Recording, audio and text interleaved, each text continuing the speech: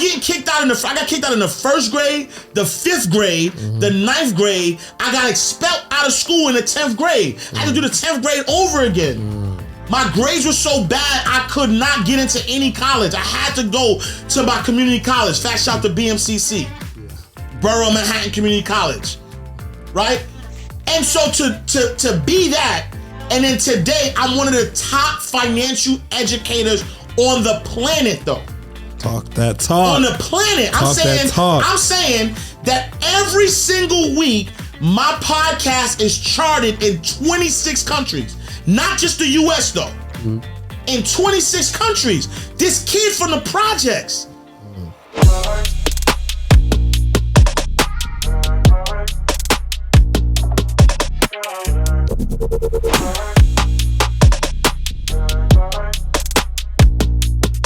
What's up, y'all? Welcome back to another episode of the Melanin Money Show, but not just another episode. I mean, we had the pod before the pod, right? Yeah, man. It was crazy. We got one of the godfathers of financial literacy. I seen this brother before he knew who I was. Like, I just seen him just like really own the lane of financial literacy for the culture, right? You know what I'm saying? And so to have him on the podcast, to just really share all the things he got going on, I'm super excited. With no further ado, Ash Cash, how you doing, man? What's up, brothers? How y'all doing, man? You're blessed, man. Blessed to have you in the room, man. Man, I'm excited. I love. I appreciate y'all for what y'all do, how y'all show up as yourselves, and just I'm ready to chop it up, man. Ready to, just be of service, however way I can. Absolutely, yeah. And I think it's so dope because I don't know if I ever told you this, but you were my first, in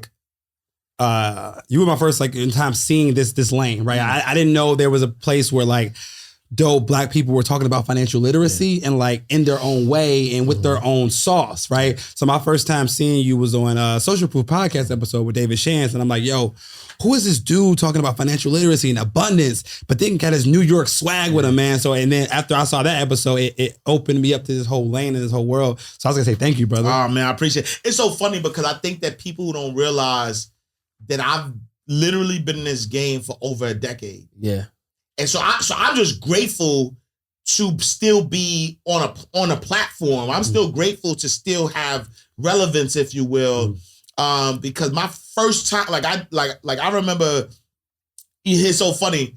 And I don't think I'll ever say the name only because the person is still active and I don't want nobody to put two and two together. Yeah. But I remember in 2011, this famous rapper, legend, super duper legend, we had built a friendship, right? And I'm not gonna say it's a her. Okay. So y'all can think of it. It's a her though. Okay.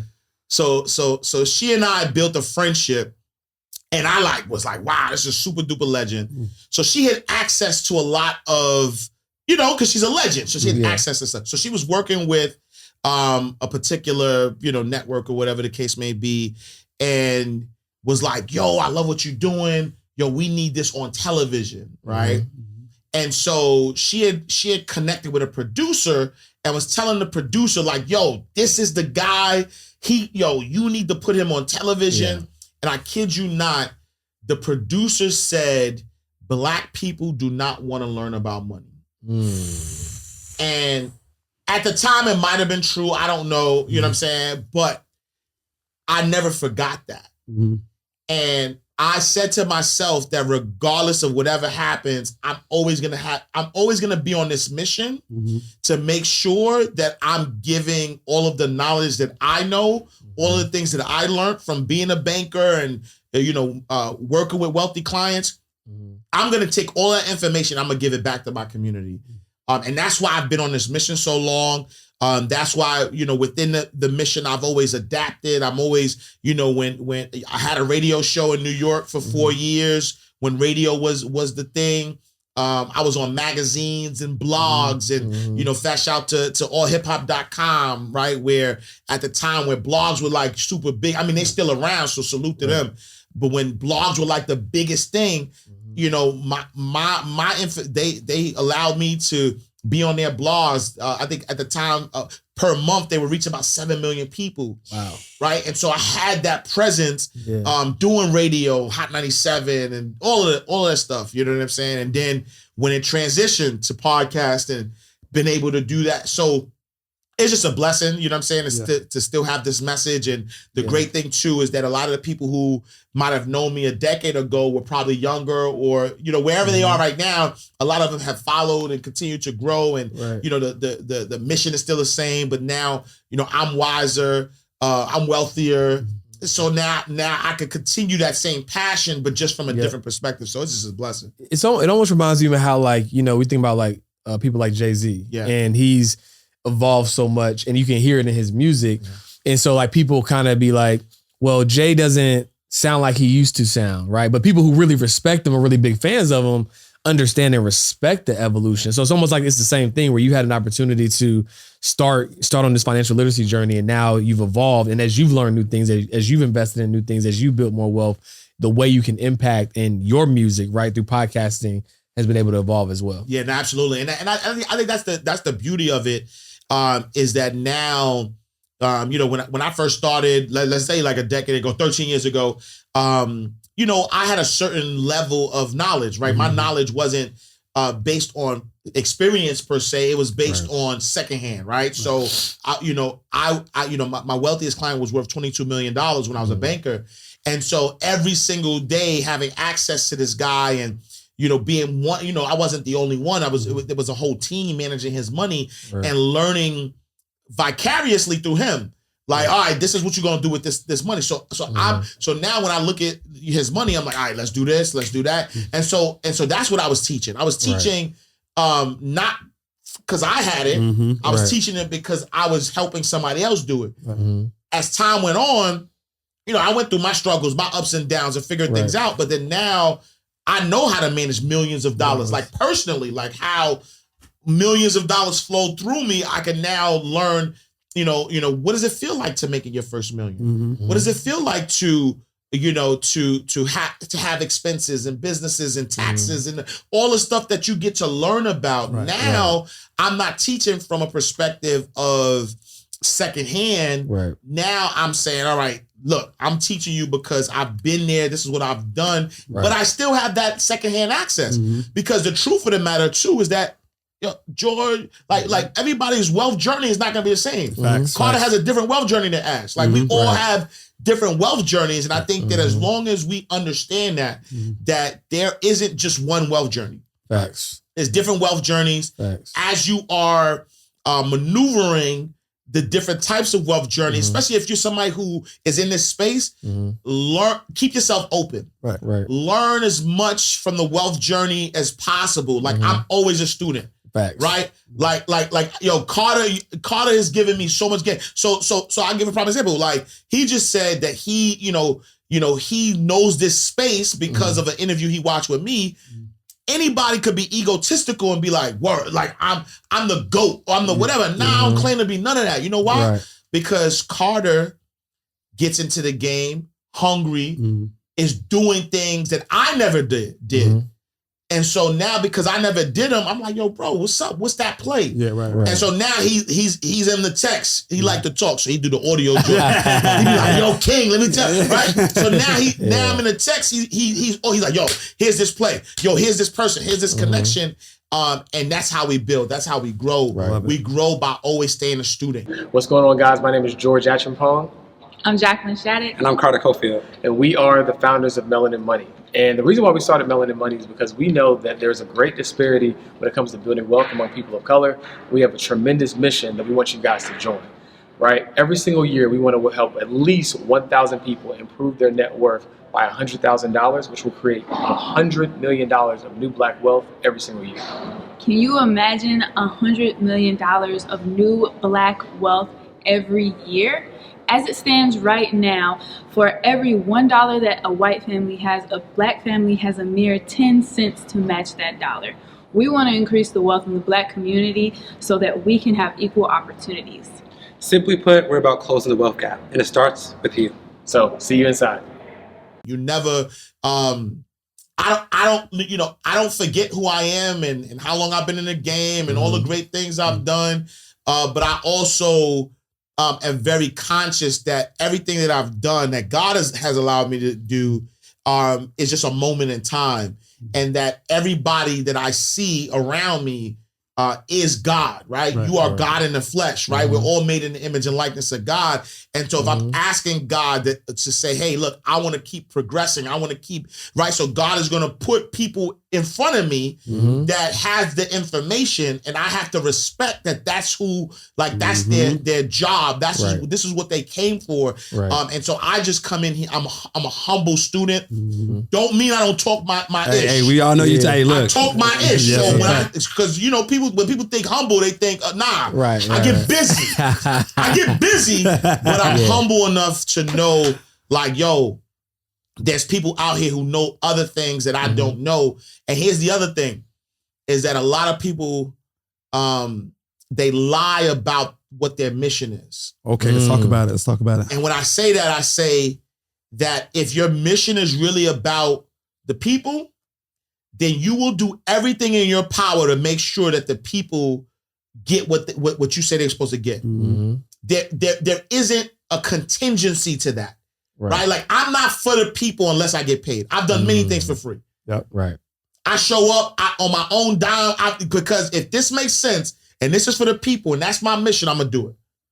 But a lot of people have sort of used that for the people as a way to get to the bag, and it shows. You know what I'm saying? Right, Where if it is, especially behind the scenes too, right? Where front facing it, they for the cause, right? But then when it's time to elevate them, where they could use their influence for something, it's like, you know what I'm saying? They're not doing it.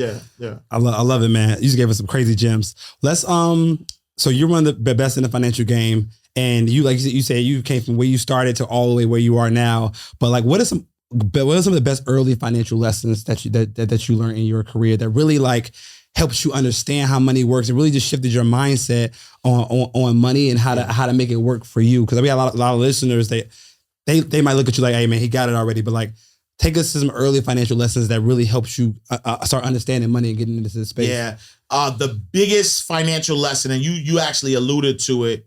You said, how do you make money work for you? That's the biggest financial lesson I've ever learned in my life. There is no, if you start there, you're good. Yeah. Like if that's your starting point, if your starting point is, yo, I'm tired of working hard for money. I want to change my relationship with money. Instead of money working hard for me, instead of me working hard for money, I want money to work hard for me. If that's where you start, you're good. And the reason why is because there's a mindset shift that happens when you have that type of thought process. Especially our community, we're taught that we need to work hard, get a good job, you know what I mean, go to school, and then we'll live happily ever after. Right. And so we have this vision or this ideology that the harder we work, the more money we're gonna make, where it's actually the opposite. The harder you work, the broker you will be. Facts. Right? Think about all of the people you know that have 2 and 3 jobs. They still can't make ends meet. Facts. They're still struggling. They're still trying to figure things out. Yep. That's because when you understand how money works, you understand that you can buy time. Yes. And when you understand that you can buy time and you can expand who you are and make more money by buying time, like Diddy has this funny meme. Video, Oh my God. Yeah. He was like, I paid too many people. Work this out. I don't want to do nothing but be happy. Nothing but be happy. Yeah. Walk around his mouth. He's right. Smell the flowers. So think about this, right? We talked behind the scenes, and I got a 7-figure podcast, right? And when I say 7-figure podcast, and again, no hype, not like a brand, like a 7-figure brand. Like we generate 7 figures off of the podcast, right? And so it's like, yo, how do you have a 7-figure podcast? Well, I batch record all of my podcasts. I have a team of 7 people who I pay to do everything else for the podcast. That it allows me to now create strategic partnerships, right? So I can spend time. My time is not spent on the things I need to do for the podcast. Right. right? I don't come up with the questions. I don't do the research on the guests. I don't have to do editing. I don't have to send it out each week. Like, I don't do none of that. I got a team so I show up, I record, and then now my time, though, is spent on, all right, strategic partnership. Yep. Right. Yo, how can we run this bag up together? How can we do this? How can we do that? And so through the podcast, I've been able to create multi-million-dollar, relationships, friendships, and plays that actually help me make some money. Yeah. And so when I say that if you start there, I'm always trying to think but right, I had to have money though in order to buy the time. In order to buy the time. Mm-hmm. Right. And so somebody listening to me might be like, well, it's better. All right, cool. You say that, but you got money. Yeah. Where people go, because you got money too. Talk about it. The problem is you work for money, then you take money and you buy things. I work for money, and when I make the money, I reinvest it. And that investment, like, I'm okay reinvesting my money. Right? I reinvest that money, and when I reinvest that money, I reinvest it in something that's gonna make me money. So a lot of people, because they're trying to get the bag early. All right, cool, I made the bag, now I'm gonna spend it, I'm gonna buy the car, I'm gonna buy the house, I'm gonna buy the thing. Nah, we good. Right. Yeah. Nah, you know what? I'm gonna take this money, I'm gonna invest it back. Right? And so every time I'm making money, I'm like, all right, what's this investment? I bet. I'm gonna put this money in here. I'm gonna put this money in here. So, like, I'll give you a prime example, right? So, my primary residence, pretty big house, right? I have an unfinished basement. And but I'm not thinking that, I'm like, well, who cares, right? Yeah. My mortgage is nothing. You know what I'm saying? Like, who cares? Well, 1 month, made a lot of money. I said, you know what? Why are we sitting on this dead asset? You know how New York dead ass? Yeah. Dead ass? Yeah. This dead asset. Yeah. I'm sitting on this dead asset, right? So my wife and I take 80 grand. So let's finish this whole basement. Right? Now we created a 3-bedroom, 2 full bath apartment in our basement in a nice neighborhood, quiet, that we could Airbnb. That part. Right? And so now I just took 80 grand that somebody else would have been like, oh, I'm gonna take 80 grand and buy a car, buy whatever. Right. I took that 80 grand and I threw it in the house. So here's what you gotta understand though. That 80 grand ain't go nowhere. Because now I just increased the value of my house. Ooh, you talking good ass. Right? So now I just increased the value of my house, number one. But now I just cash flow my house. Yep. Because now this Airbnb, which is I'm 26 minutes from the airport, right? Yeah. Everybody want to come to Atlanta. Yeah. So now this Airbnb, people want to check it out all the time. Yeah. So at minimum, though, if I make $5,000 a month, which I'm pretty sure I make more than that. Yeah. But at minimum, if I make $5,000 a month, I pay my mortgage. Now I got money left over to buy the car. Right. And so not only did I take this money. And I put it's in the house though. I just didn't go nowhere. If I ever sold the house, I'm getting my 80 back. Yeah. Right? But not only is the money in the house, but it's also cash flowing me. Right? And so that $5,000 a month that I'm earning is gonna give me my 80 back in 2 years. Yeah. People don't understand that. Not to mention, I don't think you even know how deep you're going with this. Now that percentage of your house is tax deductible because now that percentage of your house. So if your basement represents 30% of your crib, now 30% of all expenses related to your crib are now tax deductible. And that's why you hire. That's why you hire the tax guy. So now you're writing off a portion of your house, and then. If you want the 80 back, you can just do a home equity line of credit to borrow against because now your equity, you might have put 80 grand in them, and now you might increase your home equity by 150,000. Oh, bet I want my 80 grand back. Let me just borrow against the equity in my house and get the 80 grand back. Now I have the 80 grand plus cash flow plus tax deductions by running one play. Woo! Spicy. And the thing is, it's just doing one thing different with money. Is where you put it first. Facts. Right. And that's what people don't get. Right. So I know you do a lot of business with Marvin, right? Yeah. And so it's like, where do you put the money first where now it can produce that cash flow, and while it still appreciates, and you don't interrupt the interest. Right. Whereas when you go buy a car or you buy a liability, the money dies. Yeah. Right? How do you get more multiple uses? But of the money? listen, so Wise Man told me, because look, Wise Man told me though, Carter also told me behind the scenes, or maybe on another interview that we did, that I don't pay taxes on debt. Yeah. Right. Yeah. Right? Mm-hmm. So now this 80,000, and you correct me if I'm wrong, this 80,000 that I just took, I made the 80,000. I took that 80,000 and I used that to improve my home, which I believe might be a tax deduction. A portion of that is tax deductible, right?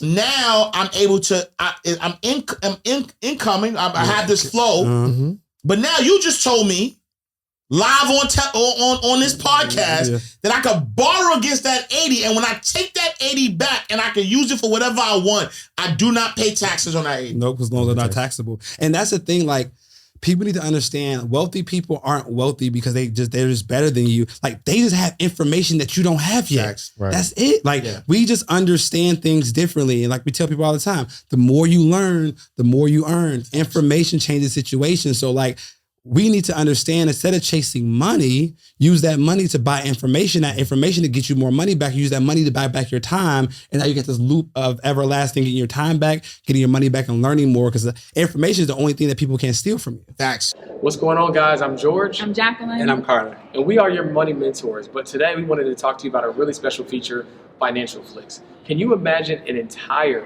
on-demand library of financial content across 3 main categories: wealth building, entrepreneurship, and personal finance, so that you can take your finances to the next level?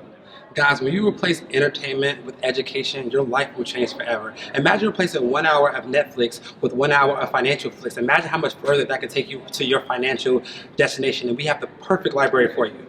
Yeah, so if you're ready to financial flicks and chill with us to put more of your energy into education, then join us in the club. We can't wait to see you there. See you there. And that's the thing. Like, last year, I invested over 6 figures in mentorship. Yep. And I don't even know, like 10 toplet. It was like, was it like 10 times? I've read 10 times my money. Yeah, easily, right? And I think that's the thing. People are so indoctrinated by this false education that we call college, and no knock to anybody who went to college, but I went to a community college and I run laps around Talk about people who went to Harvard, B. Talk your I'm talking about mess. laps, though. I'm talking about laps. I'm talking about somebody in Harvard right now is trying to make 6 figures in the year. That's my payroll for the month. Right. Respectfully. And what I'm saying is this. It wasn't because of my formal education, though. It was really because of the education I got for paying for mentorship. Like, I don't want pause the long way. Yeah. Right? I went there for Harlem. So New York. So New York. So New York. Right. He did a preemptive pause. Yeah, You know what I'm saying? preemptive Before. like that. You know what I'm saying? Because you about to say something crazy. Right. So I ain't, you know what I'm saying? Pause, Pete. You know what I'm saying? But I don't want that. I don't want to go in that direction, right? Give me the shortcut. Yeah. Tell me how to make money, a lot of money in a shorter period of time in the fastest way. Right. People talk about get rich quick scheme. Like, it's so crazy that people have convinced you that getting rich quick is a scheme. Right. And just to be clear, my belief in God doesn't allow me to scam people. Facts. Like, my connections to the source, you can do your research. You can look up whatever you want to look up. My connection to the source, like, I don't even play that. I go above and beyond in anything I offer just because of that. Because at the end of the day, I don't care about your money. When I wake up in the morning, I gotta look in the mirror and I gotta talk to the Most High. Right?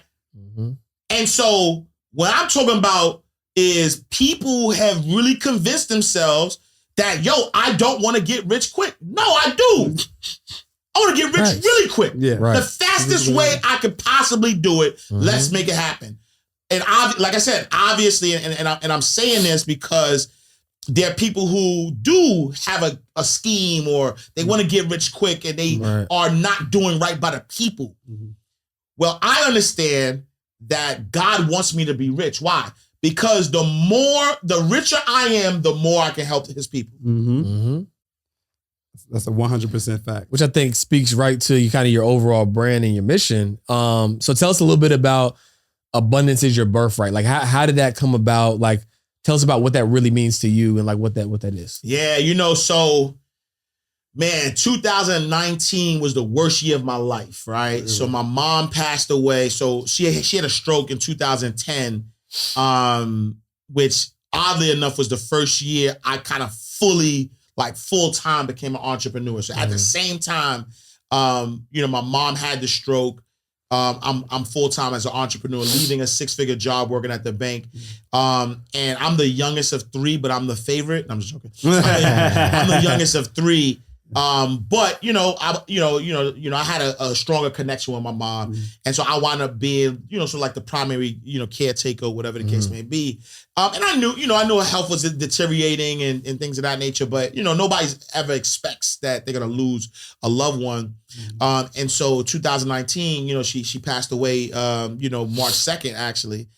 In the same time, I got booked to do a speaking engagement with TD Jakes as the headliner with Black Enterprise, in front of all these people. Like it was almost weird. Like while I'm going through my darkest time, I'm also materialistically having a great, great time or whatever. In that moment though, I fell into a dark place. I was doing stuff that I would never do. I kind of like lost myself. And so I started to tap into my relationship with God. And so I started to I started to read the Bible. I started to read the Quran. I started to read the Torah. I started to learn about, my ancestors, the Orishas and all like African spirituality. I'm talking about everything. Like I was so lost that I was like, I gotta find something. My foundation. Yeah. And so that whole year was dedicated to like reconnecting with God. And the one message that kept blurring to me over and over again was like, Ash, abundance is your birthright. Abundance is your birthright. You already have everything that you need. You just don't know where to look. You just blocking it. You're just not allowing it. You're just not giving it the access. And so, as I started to again, submit to God and really understand what all of these ancient scriptures said, right? We're all made in the image and likeness of God. And so if God is infinite potential, then I'm infinite potential. And so as I started to realize that, I stopped leaning on people. I stopped focusing on getting help from people. Anytime I needed help, I went to God. And so right, you fast forward, go into 2020, the pandemic happens. And so now when this pandemic happens, it's like everybody is shook. Everybody's stuck. Everybody don't know what to do. Well, I'm good. Yeah. Cause I re-tapped in, with God, my higher self, if you will. And then I just said, you know what, that's my mission now. My mission is to make sure that people understand, whether they, this is not about religion. It's about, your belief system. Even if you're an atheist, though, I need you to know abundance is your birthright. Yeah. Right. And I say that to say, because even if you don't believe in God and you believe in yourself, right? Like Elon Musk is an atheist. He does not believe in God. So somebody might say, well, if he don't believe in God, then why is he so abundant? Because he believes in him. And believing in him is believing in God. He just don't know it. Right? And so think about this. There's a power outlet right there. I don't believe that there's power in that outlet. But let me take a fork and stick it in a power outlet. It does not matter what you believe. Right? It matters that the power is the power. And so I just said, all right, that's my mission. My mission is to make people believe in themselves. It's to believe that they are infinite possibilities. Right. And so I started out, it was just a merch line, abundance is your birthright. and really kind of spreading the message. And then I eventually wrote this #1 international best-selling book. Talk about it. I wrote Abundance Is Your Birthright. The 9 true spiritual beliefs that will make you a millionaire. Because that's the other thing too, is that from that moment though that I submitted to God until this present day, I had made so much money, right? Putting the source first and believing in the promise. So I said, oh no, let me teach them how to be a millionaire, right? Because prior to I made money, right? Prior to, I had the millionaire status, but that was incremental. That was through, working, putting money in 401ks and investing in the right way, all that stuff, right? But like this 2020 to like now, shit been crazy. Oh my God. Like it was nuts. I'm talking about, multi-million-dollar days. Yeah. Which is crazy. Yeah. But it allowed me to say, nah, this is God, because the more I started to attach myself, because like the first principle in this book says, abandon any identity that's not ascribed to God. That's number 1. And so what does that mean? That means that we use the power of I am the wrong way, right? I am tired. I am worthless. I am whatever. All these things that you ascribe to yourself. Well, the truth is, if you're made in the image and likeness of God, then don't call yourself nothing you wouldn't call God. Is God tired? Is God worthless? Is God, right? So do not ascribe any identity to you that you wouldn't ascribe to God. Right. People say things about themselves they will never say about God. They'll never say about God. Right. But they don't realize that you are God. You're God God. in the flesh. Right. I confess. Right. You know what I'm saying? Yeah. Because at the end of the day, again, and maybe I'm wrong. Sorry. Right? If I look at the Quran says we're made in the image and likeness of God, right? Not an image, because you can't see God. Yeah. Right. But in Islam, Muslims are called the Khalifa. Khalifa is a word in Arabic that means successor. Okay, right? Gotcha. And so if I'm the Khalifa to God, I'm the successor to God, then how is it that God would make me less than God? If I'm supposed to succeed, right? If Elon Musk is the CEO of a company and he's hiring a successor, he's going to hire somebody less than him? Yeah. No, he's going to make sure this person is the equivalent that they could actually run this company. Yeah. Right? In the Bible, in the Torah, it says you're made in the image and likeness of God. Right? And so if you're made in the image and likeness of God, then whatever ascribed to God. And so for me, Abundance Is Your Birthright is just a reminder. I didn't make this up. Right. I'm not, it's not something that I only have the knowledge for. You know this. You were told this, but you, for whatever reasons, don't believe it. And for me, I just want to serve as a reminder because, I want for my brothers and sisters what I want for myself. Yeah. Right.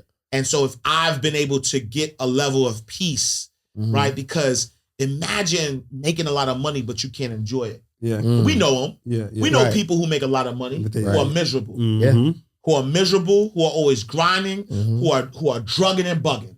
They taking a lot of drugs, they drinking every weekend. Like they are trying to escape. Right? What Big Sean say? Forget a vacay, I feel better at work. Yeah. Blessed. Right? So I want my goal is peace. I want peace and blessings. Yeah.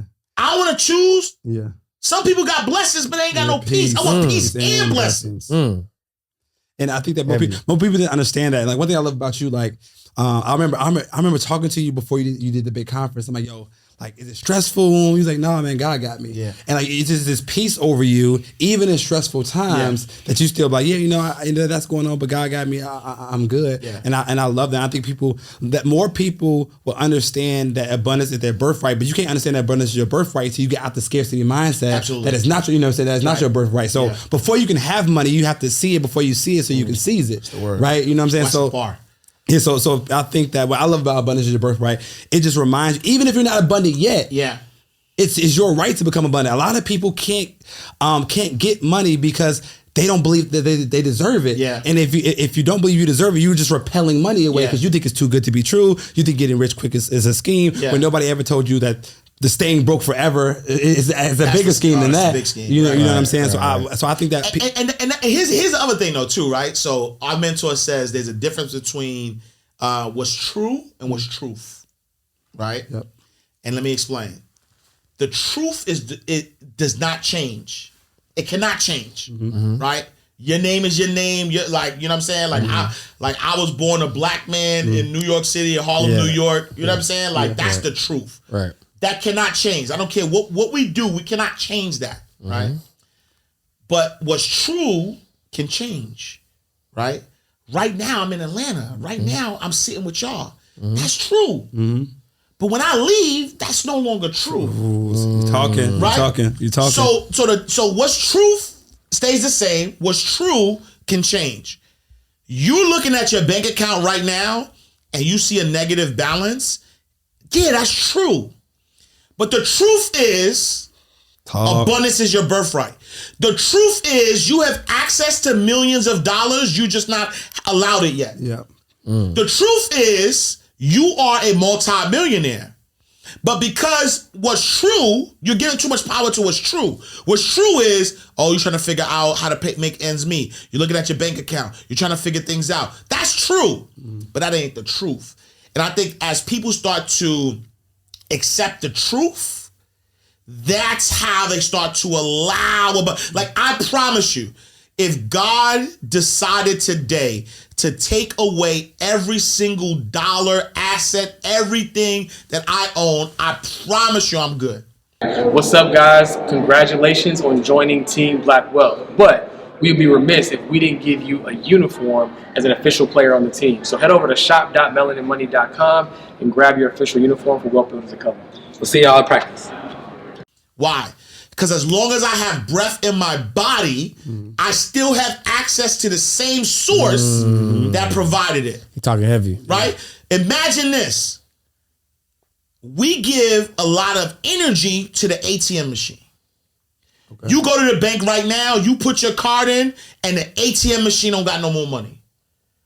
And now you cursing out the ATM, you upset at the ATM, like you like, why I can't get my money, you going crazy. Well, who cares about the ATM? The ATM is just one way. Well, go to the source. Is the money in your account? Yeah. Can you wire it? Yep. Can you just make a payment? Can you use your debit card? Right? There's so many different ways that you can access this money that's in your account. So why am I focused on the ATM? Why am I looking at the ATM and acting like the ATM is the only source? It's not even the source. It's just an avenue to get It's just the avenue. It's just a vessel where I can get my money out. And so a lot of us are focused. So if God took it all away, I'm cool. Why? Because I got access to the account. I could go to the account. All right, cool. The ATM not working. Yeah. All right, cool. My debit card expired. All right, cool. They don't accept wires. But I still got access to the account. And that's what abundance is. Abundance is that mindset. The mindset that really doesn't care about what circumstances may look like. It's really understanding your access and your ability to have direct access to the source at any time that you want. That's powerful, man. Powerful. Bars on bars on bars. I got access. Somebody to drop a flex bomb. You know what I'm saying? Donald, drop a flex bomb. Yeah. So now, you're how many books have you written? 14 books. Five number one bestsellers. 5 number one bestsellers. Billboard on Times Square. Talk your shit crazy. Put some respect on my name, B. Hey, you know look, what I'm saying? Like I'm talking about big billboard. I'm talking about five side billboard right in the middle. Like I went to New York. I was at the Marriott Marquis for my 29th floor 29th floor room, looking at my billboard like, Ash, look at this kid. Project kid though.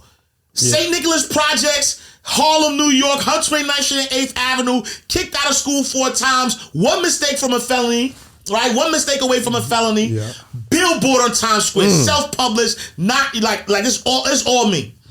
And that's what people need to understand. It's not about how you start, it's about how you finish. Your current situation is not your final destination. Facts. And like you not only preach that, but you show that. Facts. That's what you teach is so important. It's like, I'm not teaching you something that I think is true. I'm showing you something that's truth that I went through and I've been through. Greatness on display. G-O-D. Made in the image and likeness of God, right? Made in the image and likeness of God. And in order for me to be made in the image and likeness of God, I'm not just going to tell you, I'm going to show you. I'm going to take this greatness and I'm going to put it on display.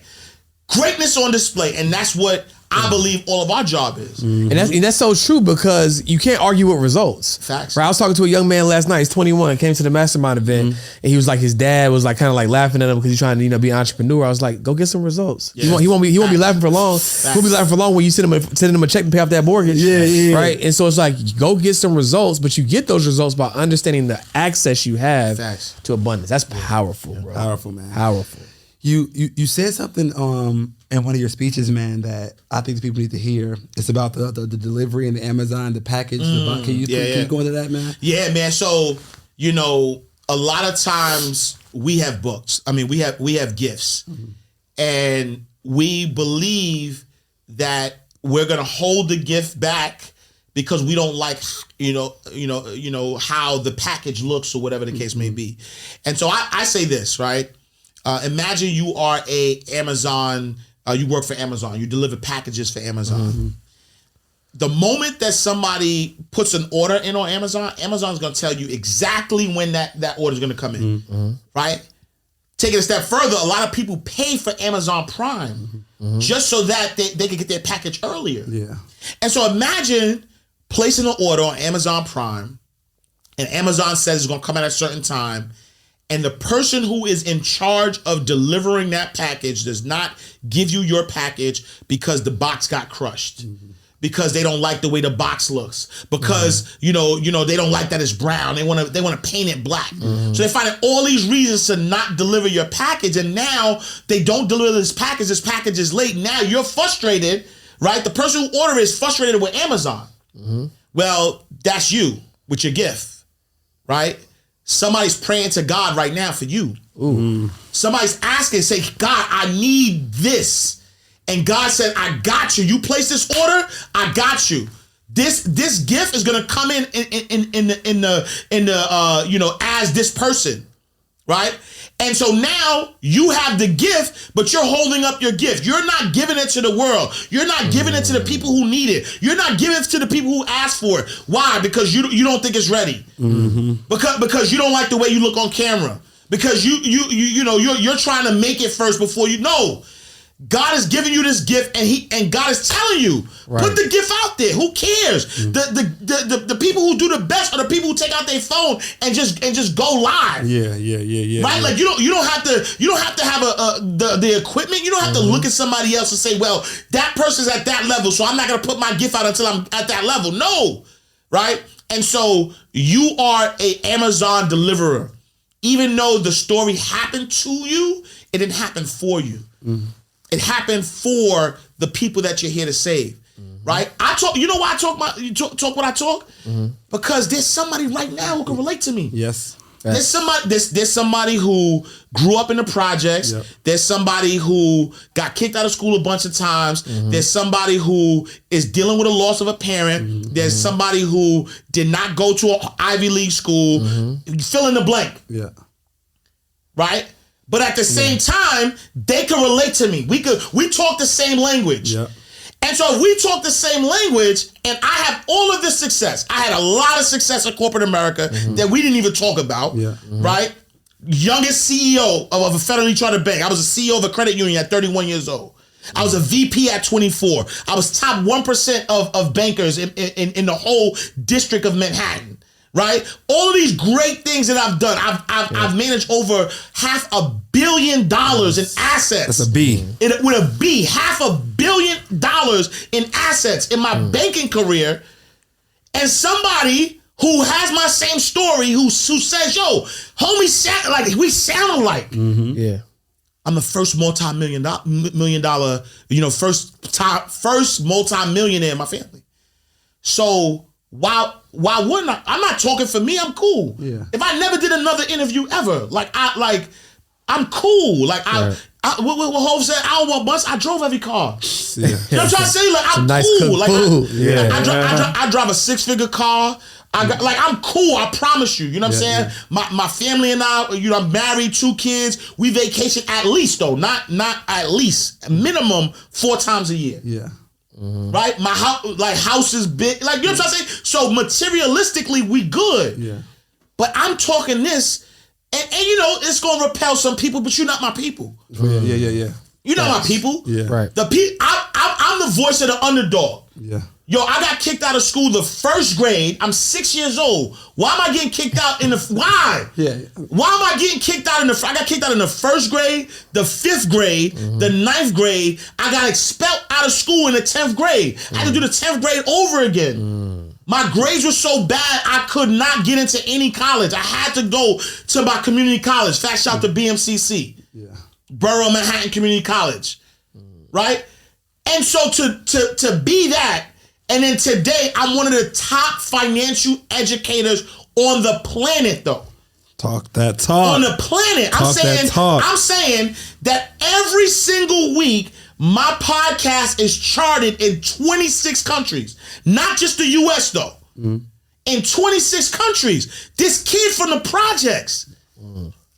This kid who they said would be dead or in jail by 25. They said that. They said, yo, you're going to be dead or in jail by 25. By 24, I'm a VP at one of the top financial institutions on the planet. And so for me, it's really about, being that greatness, being on display, not holding back this package, right? I'm an Amazon deliverer. I'm not holding back this package that I'm assigned to give this package away. Right. I love that, dude. As a company, as a platform, as a brand, we made a decision to intentionally serve people that look like us, right? Because we hear all the stats about black wealth going to 0 by 2053. I'm looking around, I'm like, who y'all serving? Who y'all polling, right?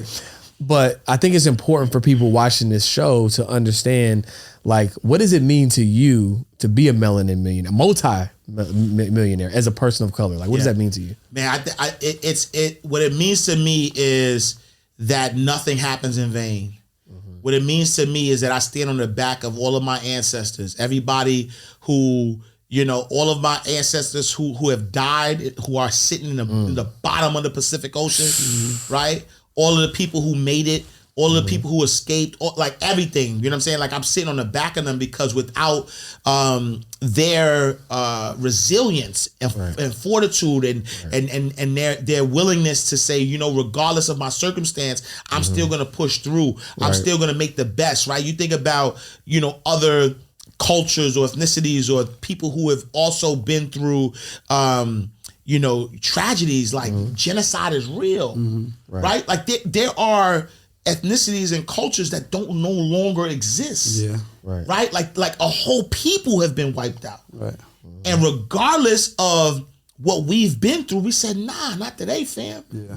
Not today. Yep. And so for me, I look at this as it means, hey, bro, you have this opportunity, show what's possible. My goal in life is to make 1 million more me. 1 million. I need 1 million people to have my story or worse or whatever and become a millionaire. Right. And create generational wealth for their family. And so for me, it's really, I take pride in being, a melanin millionaire. You know what I'm saying? Because at the end of the day, it just shows what's possible.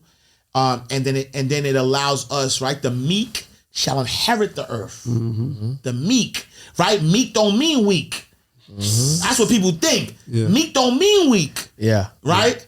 There's a level of strength that it takes for you to be meek. Yep. And the meek shall inherit the earth. So we are just living testimonies of what has been said already. Yeah. And it just feels good, to do God's work, not my work. Yeah. Because again, if I was doing my work, a decade ago, I'd have been chilling. I've been good. Right. But I'm not doing my work. Which is why I think it's so important in your analogy that we're just the deliverer. Like we're the vessel, right? You know what I'm saying? God's gonna get it out one way or the other. The question is, are you gonna be the deliverer, right? Yeah. So now that's so powerful, man. Ash, man, you came in rock. When I say rock the house, rock the house. You know, man.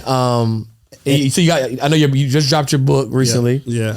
Abundance. But what can people go find their copies? Man, go to bookofabundance.com. Bookofabundance.com. Get Abundance Is Your Birthright. 9 Spiritual Truths. And one of the things that I was intentional about is that this book is really practical. It's about how to become a millionaire. It's not like, I'm not just taking a bunch of Bible verses, Quran verses, Torah verses. I even talk about the law of attraction in here as well. It's not just theory. I literally give you a blueprint that if anybody follows that blueprint, they will generate at least $1 million in their business. And so it's practical. I've done it purposely that like if you want a philosophical book, to pick up a book that's specific on the philosophy. Yeah. Right. This one's practical. Go to bookofabundance.com and just spread the word. But here's the task though. It's not just for informational purposes only. And so don't pick up the book if you're not going to read it and apply what's in the book. Facts. Right? I need you to pick up the book and I need you to apply it. I need you to become a millionaire, and then I need you to tell other people how great the book is. Y'all heard it first. Information on us, execution on you, y'all. Matter of fact, we're gonna buy 3 copies for the best comments on this episode. Okay. Right. So make sure y'all watch this full episode. Y'all tap in because it was sauce on top of sauce. Right. Sauce was not sold separately. Yeah. Facts. Make sure y'all tap in. We're gonna buy 3 copies for the best reviews. Yeah. Appreciate y'all. All right, y'all. Ash, we appreciate you, brother. My brother. My guy. Appreciate you. Let's go, y'all. We are wrapping up another awesome episode of Melanin Money. I am Ash Cash. I'm here with Carter, George. We are in the building. Make sure you tap in. You tune in next time. See you next time. Peace. Appreciate y'all. He did the outro of the show. Hey, what more can you ask for?